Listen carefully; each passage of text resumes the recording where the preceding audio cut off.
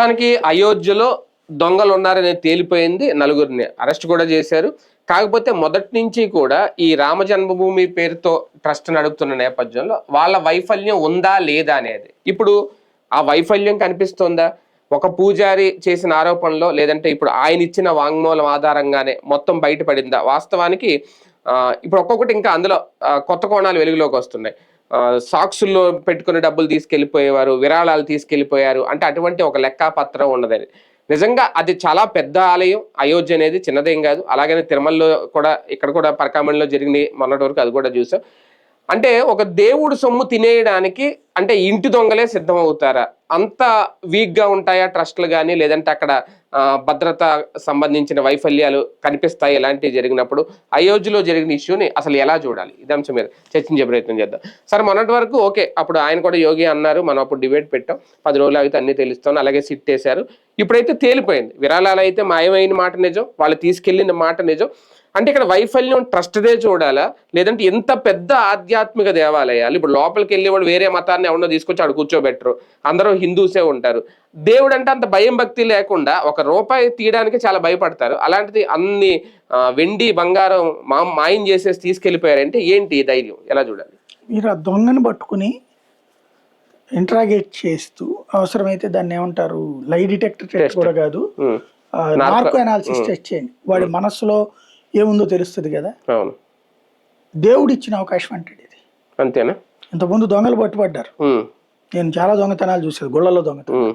నేను వాళ్ళని అడిగేవాడు, దుర్గగుడి దొంగతనం నుంచి అనేకం చూసాను. ఈ దొంగలు గుళ్ళో దొంగతనం చేసిన వాడిని అడిగితే, అయ్యా నేను భక్తున్నే, కష్టాల్లో ఉన్నాను, దేవుడు సొమ్ము తప్పి నాకు ఇంకేం కనబడలేదు, దేవుడు ఇచ్చాడని తీసుకున్నాను అంటాడు. మరి ఇప్పుడు దొరికాడంటే దేవుడే కదా, దేవుడు శిక్షించాడని కూడా ఒప్పుకుంటారు. మరి అలాంటప్పుడు దేవుడు అవకాశం ఇస్తే పట్టించాడు కదా, శిక్షించాడు కదా. ఫస్ట్ తప్పని ఇప్పుడు తెలిసిందయ్యా అంటాడు. దొంగకి ఎప్పుడు అదే ఉంటది. ప్రాక్టికల్ గా ఒకటే ఏంటంటే, డబ్బున్న ప్రతి చోట ఒక ప్రాబ్లం ఉంటుంది, డబ్బున్న చోట ఎక్కడైనా ప్రాబ్లం ఉంటుంది. దీంట్లో ఒకటేంటంటే, వ్యూహాత్మకంగా కావాలని చెప్పి హిందుత్వానికి దీన్ని ముడిపెట్టేసి దెబ్బ కొట్టే ప్రయత్నం చేస్తున్నారు. క్రైస్తవ సంస్థల్లో ఎంత డబ్బులు దుర్వినియోగమైనవి, ఇప్పుడు ఎందుకు చట్టాలు చేయాల్సి వస్తుంది? క్రైస్తవ సంస్థల ఆస్తులకు సంబంధించి ఎందుకు చేయాల్సి వస్తుంది అంటే, అక్కడ ఎక్కడలాగా ట్రస్ట్లు ఇవన్నీ ఉండవు కదా సార్, ఎవరు పడితే వాళ్ళు చర్చలు పెట్టేసుకుంటారు, నడిపేసుకుంటారు. ఎందుకుంటే దాంట్లో మరి అదే దాంట్లో ఏంటి హక్కు? ఎవడు చర్చ ఆడితే అన్నప్పుడు అది లెక్క ఎవరికి చెప్తున్నారు? ఎవరికని చెప్తున్నారా? ఇప్పుడు అక్కడ పాస్టర్ నడుపుకుంటాడు, ఇక్కడ పూజారి నడుపుకోడుగా. ఎందుకు ఉండదు? ఇక్కడ కూడా గుళ్ళు పూజారి ఏదో చిన్న చిన్నవి ఉంటాయి అంతే. ఇప్పుడు పెద్ద ట్రస్ట్లు అక్కడ కూడా పెద్ద చర్చిలు ఉన్నాయిగా, పెద్ద మసీదులు ఉన్నాయిగా, వాటికి డబ్బులు వస్తాయిగా, వాటికి ట్రస్ట్లు ఉంటాయిగా, వాళ్ళలో కూడా గొడవ పడతారుగా. కానీ అవి బయటికి రావు, మరి తెలియదు ఎవరికి. అది ఎందుకని మన దేశంలో మీడియాకి గుళ్ళ మీద రాసినంతగా వాటి మీద రాయరు. ఇప్పుడు ఎక్కడ ఎందుకు మొన్న మధ్యన నెల్లూరులో కొట్టుకోలేదా పాస్టర్లు? అవును, ఎందుకు జరిగింది? సిఎస్ఐ భూముల కుంభకోణం ఏంటి? ఏదైతే సిఎస్ఐకి సంబంధించిన ల్యాండ్స్ గురించి మొన్న నెల్లూరులో కొట్టుకున్నారు మీటింగ్ పెట్టుకుని ఒకళ్ళకొకళ్ళు. దాన్ని ఎంత కవరేజ్ చేశారు? అసలు వేల కోట్ల రూపాయల ఆస్తి, వందలు కాదు, సిఎస్ఐ ఆస్తులు వేల కోట్ల రూపాయలు ఉన్నాయి ఆంధ్రాలో. వేల కోట్ల ఆస్తి గురించి గొడవ నడుస్తుంది. అట్లాగే ఇప్పుడు కేఏ పాల్ గొడవ ఏంటి? వందల కోట్ల రూపాయలు. ప్రచార పరంగా చూస్తే హిందువుల అంశంలో మనమే తిట్టుకుంటాం. దొంగనే అందాం. ఇప్పుడు దొంగని ఎవ్వడు కాపాడక్కర్లేదు. ఏ హిందువు కూడా ఏదో పోనీలే తిన్నాళ్లే అని ఇవ్వడం అని అంటున్నావా? 8 మందిని అరెస్ట్ చేశారు. చంపత్రాయని కూడా అరెస్ట్ చేయండి అని కూడా అంటున్నారు. అతన్ని చాలా కష్టపడి గుడి పెట్టాడని కూడా అంటారు. అక్కడ జరిగింది ఏంటి ప్రాక్టికల్ గా? ఇప్పుడు ఫర్ ఎగ్జాంపుల్, మనం గుడి కట్టించడానికి విరాళాలు పబ్లిక్ నుంచి వసూలు చేస్తాం. ఈ వసూలు చేసిన తర్వాత గుడి కట్టించాం. ఈ వసూలు చేసే పనిలో, ఈ సిమెంట్ పనిలో, ఈ కాంక్రీట్ పనిలో, ఈ పనులన్నిట్లో మనకు 10 మంది సహాయం చేశారు. వాళ్ళకి మనం ప్రయారిటీ ఇస్తాం, వాళ్ళని సిబ్బందిగా పెట్టుకుంటాం, లేదా కమిటీలో పెట్టుకున్నప్పుడు వాడు రోజు వస్తున్నాడు, పూజ చేస్తున్నాడు, దండం పెట్టుకుంటున్నాడు. వాడి మీద మనం పాజిటివ్ దృక్పథంతో ఉంటామా? వాడు సంపాదించుకోవడానికి ఇదంతా చేశాడంటామా? అయోధ్యలో జరిగింది అదే.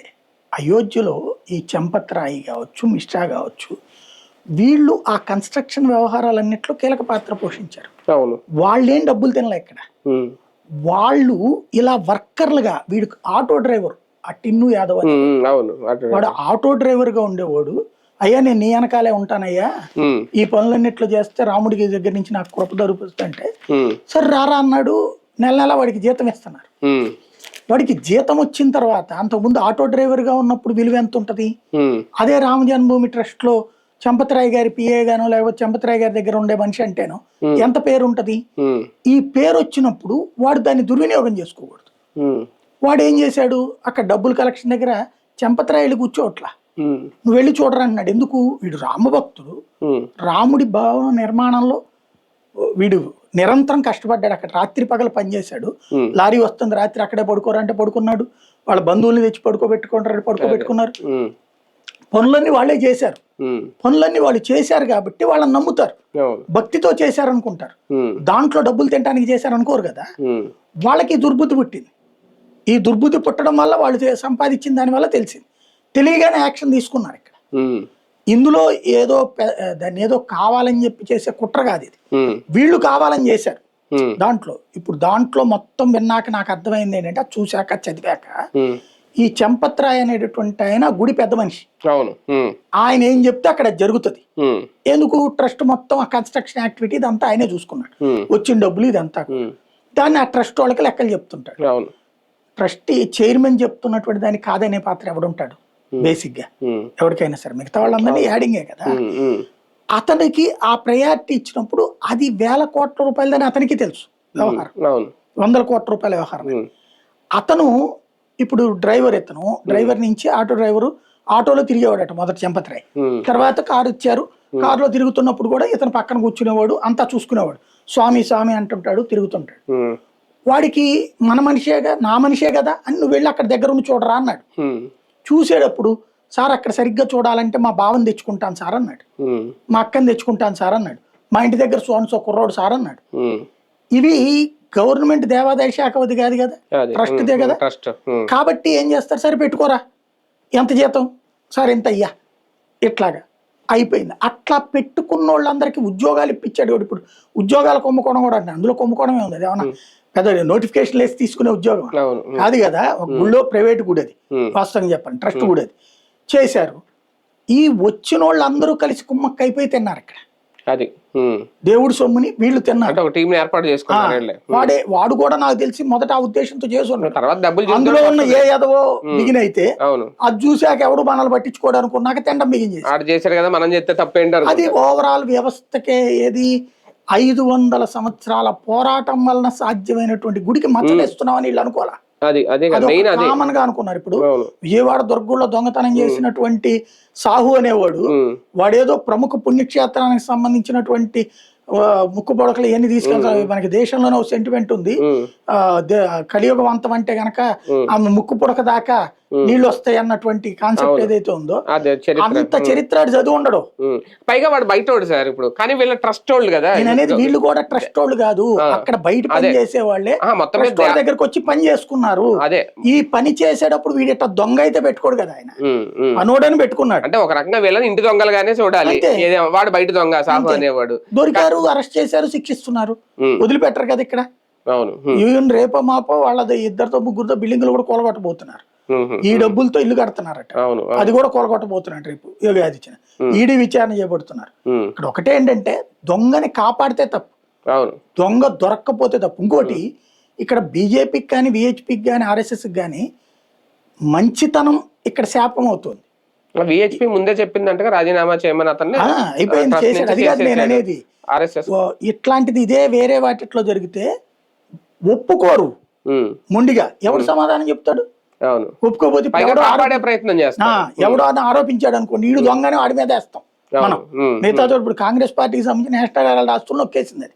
జవహర్లాల్ నెహ్రూ టైంలో అందరూ కలిసి ట్రస్ట్ పెట్టి కొట్టారు. దాన్ని ఏం చేశారు, 90 లక్షల రూపాయలకి 2000 కోట్ల రూపాయల ఆస్తులు నొక్కేశారు. డైరెక్ట్ గా సోనియా గాంధీ, రాహుల్ గాంధీ, ప్రియాంక గాంధీ వాద్రా పేర్ల మీద ఉంది ఆస్తి. దాని మీద కేసు పెడితే అబ్బేబే ఇది ఎవరిదన్నారు, ఎవరిదన్నాడు అన్నారు వాళ్ళు. పబ్లిక్ గా రాసున్నది అక్కడ. ఏది 2000 కోట్ల రూపాయలు ఆస్తే అద్దె నెలకి 5 కోట్ల రూపాయలు వస్తుంటే దాన్ని తీసుకెళ్లి 90 లక్షల రూపాయలు డబ్బులు లేవని వీళ్ళకి అమ్మినట్టు, ఉమ్, వీళ్ళు కొనుక్కున్నట్టు. ఉమ్, వీళ్ళు 90 లక్షలు పెట్టి 2000 కోట్ల ఆస్తి కొన్నారు. ఆహా, ఉమ్, అంతకంటే కుంభకోణం ఏముంటది? ఉమ్, దాని కుంభకోణం ఇది. ఈ ట్రస్ట్ వాడు ఎవడన్నా కనుక అది అట్ట కొనుక్కుంటే తప్పు. అంటే వీళ్ళు ఏదో ఫ్లాట్లు ఇల్లు కట్టుకున్నారంట. వాళ్ళు అదే అయ్యే కూలుస్తున్నారు ఇప్పుడు. ముందు అంటే ముందు చెప్పింది అదే, కొన్ని ఎలా వచ్చినాయి ఫ్లాట్లు సడన్ గా ఈ బిల్డింగ్లు ఎలా. కానీ ఒకటిసారి ఇక్కడ ట్రస్ట్ లో ఒక ట్రస్ట్ అయినా వీళ్ళు బయట నుంచి వచ్చినా ముందు నుంచే ప్రీ ప్లాన్డ్ గానే అవినీతి మొదలు పెట్టేశారు. ఎందుకంటే సీసీటీవీ ఫుటేజ్ 40 రోజులకు మించి లేవండం, పాత ఫుటేజ్ డిలీట్ చేసాడు, ఇవన్నీ చూస్తా ఉంటే, లేదంటే సాక్స్ లో పెట్టి పట్టుకెళ్ళిపోయారంట, డ్రాయర్లో ఇవన్నీ అంటే వీళ్ళకి తెలిసే జరిగిందా? ఇన్ని రోజులు మేనేజ్ చేశారు. పెద్దవాళ్ళకి తెలిసి జరగలేదు, ఈ నిందితులందరికీ తెలుసు. అది ఈ నిందితులది ఇక్కడ ఒక ఆస్పెక్ట్ లో ఏంటంటే ప్రతి దొంగతనం చూడండి మీరు, ప్రతి గుడి దాంట్లో దొంగతనం అవును, సింహాచలంలో పట్టుకున్నారు, తిరుపతిలో పట్టుకున్నారు, దుర్గగుడిలో పట్టుకున్నారు. ఎవరిని అనాలి అందులో?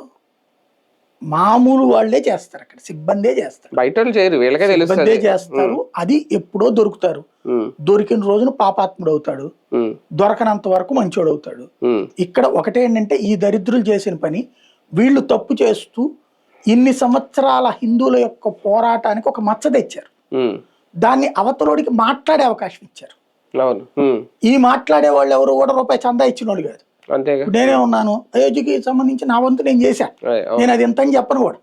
మన వంతు మనం ఏది 500 ఏళ్ల నుంచి పోరాడుతున్నటువంటి ఆలయం కదా అన్నటువంటి దృష్టితో అందరం ఏదో ఒకటి చేద్దాం అన్న లెక్క. రామ జన్మభూమి కాబట్టి అలాగని చెప్పేసి ఇప్పుడు అదంతా దుర్వినియోగం అయిపోయిందని నేను అన్నాను. అందులో తప్పు చేశారు, తప్పు చేసినోడిని దేవుడే పట్టించాడు. మీరు తప్పు చేసేవాడు ఎవ్వడూ కూడా నేను దొరకనని బిగిన్. అంటే ఒకటిసారి ఇక్కడ ఇంకో డౌట్ ఏంటంటే, ఒక అయిపోయింది దొరికారు, ఇది ఒకటి. ట్రస్ట్ కూడా ఇలాంటి వాళ్ళని కాపాడుతూ వచ్చిందా? ఒక అయోధ్యలోనే చూసుకుంటే ఇందాక చెప్పినట్టు ఫుటేజ్ మాయమైనా లేదు అంటే వీళ్ళు కొన్ని విరాళాలు తీసుకుని రసీదులు కూడా ఇవ్వలేదంట. ఇప్పుడు ఆయన ఈ పూజారి ఎవరైతే ఉన్నారు, వినోద్ మిశ్రా ఎవరు, వాళ్ళ తాలూకు ఎవరైతే ఇవ్వలేదు, అడిగితే అప్పుడు ఒక్కొక్కటి బయట పడింది అనేది, ఇదంతా ట్రస్ట్ కి జరగకుండా తెలియకుండా జరుగుతుందా? ట్రస్ట్ కి తెలిస్తే ఫస్ట్ లోనే పట్టుబడేవాళ్ళు. ఇవన్నీ ఎట్లా ఉంటుందంటే, ఇప్పుడు ఫర్ ఎగ్జాంపుల్ నేను విజయవాడ దుర్గగుడిలో ఈ చీరల అంటే ఇంతకుముందు హిడెన్ ఆపరేషన్ చేసాం TV9 స్టార్టింగ్. చీర పట్టుకెళ్ళిస్తాం, అక్కడ ఆ కౌంటర్ ఉంటుంది, అక్కడ మనం పూజారి గారి దగ్గర ఇచ్చేసేస్తే ఆయన అక్కడ ఇచ్చేయమంటాడు. అక్కడ ఆ ఇచ్చినప్పుడు మనం 10,000 రూపాయలు తీసుకెళ్తే 2,000 3,000 రాస్తారు అక్కడ రిసిప్ట్. అదేంటంటే రేపు మేము వేలం వేసేటప్పుడు ఇంతేనండి అంటాడు. మనం 1000 రూపాయలు చీర పట్టుకెళ్ళినా 300 రిసిప్ట్ ఇస్తారు. నేను అప్పుడు దాంట్లో ఏంటి మోసం అనాలి కదా, నువ్వు అది తర్వాత కట్టుకో, నా దగ్గర నుంచి తీసుకున్నది 10,000 రూపాయలు, ఇదిగో నా రిసిప్ట్ ఇది, నువ్వు 10,000కి నాకు ఇచ్చి తర్వాత వేలం వేసినప్పుడు 3,000 వచ్చిందని చెప్పది, అది నీ పర్సనల్.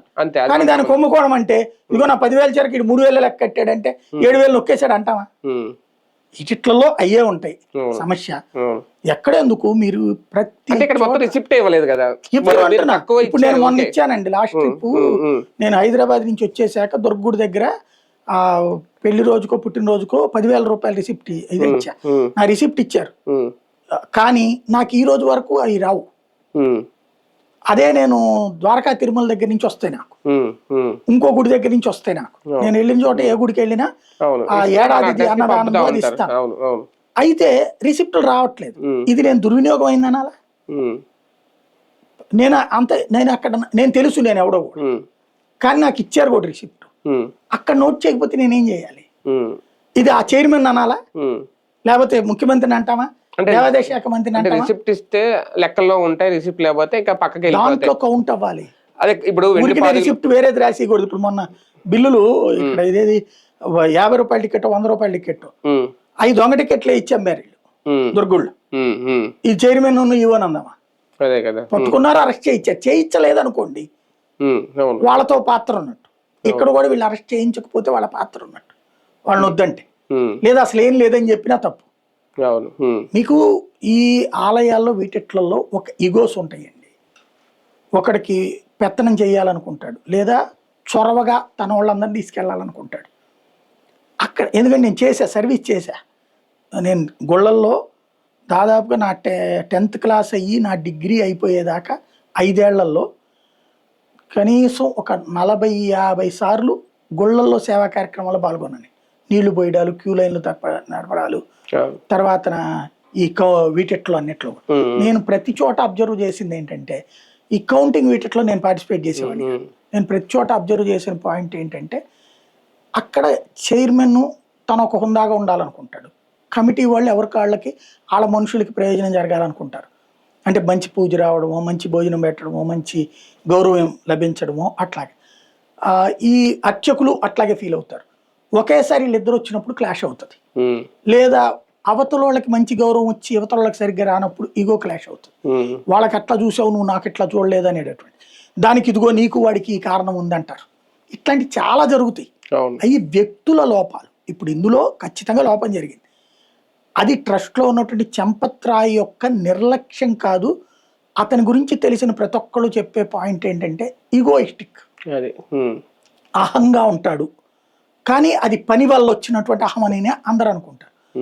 సరైన భాషలో చెప్పాలని చేదస్తాం. ఎవడని చెప్పి ఆడ ఎట్లాగంటాడంటే పోరా ఇట్లా అంటాడే. ఈ పోరాగాస్తే ఈయన పంపించేసి. మీరు ఆలయాలు, ఈ ట్రస్టులు వీటి దగ్గర జరిగేది ఏంటంటే ఒక నెగ్లిజెన్స్. ఆ నెగ్లిజెన్స్ తర్వాత శాపమైన రోజున వీళ్ళు నేరస్తులు అవుతారు. అది ఇక్కడ జరిగింది. ఒక రకంగా ప్రభుత్వం నిష్పక్షపాతంగానే వ్యవహరించిన ఇందులో ట్రస్ట్ లోపం అయితే ఒప్పుకోవాలి. ఖచ్చితంగా ట్రస్ట్ లోపం జరగబట్టిన కదా చంపత్రాయ్ వెళ్ళిపోయింది. అది ఖచ్చితంగా వైఫల్యం. ఒకటి ఏంటంటే ఇది మత్సే, ఒప్పుకోవాలి మనం, మచ్చ పడింది. కాకపోతే ఆ మచ్చను అడ్డు పెట్టి టోటల్ ధర్మం మీద దాడి జరుగుతుంది, అది తప్పు. ఈసారైనా కొంచెం భద్రతా వైఫల్యం లేకుండా మీకు ఎప్పుడైనా సరే ఒకటేనండి, లోపం జరుగుతున్నప్పుడు ఒకటి ఎత్తి చూపెడితేనే పరిష్కారం అవుతుంది. అవును, అంతే.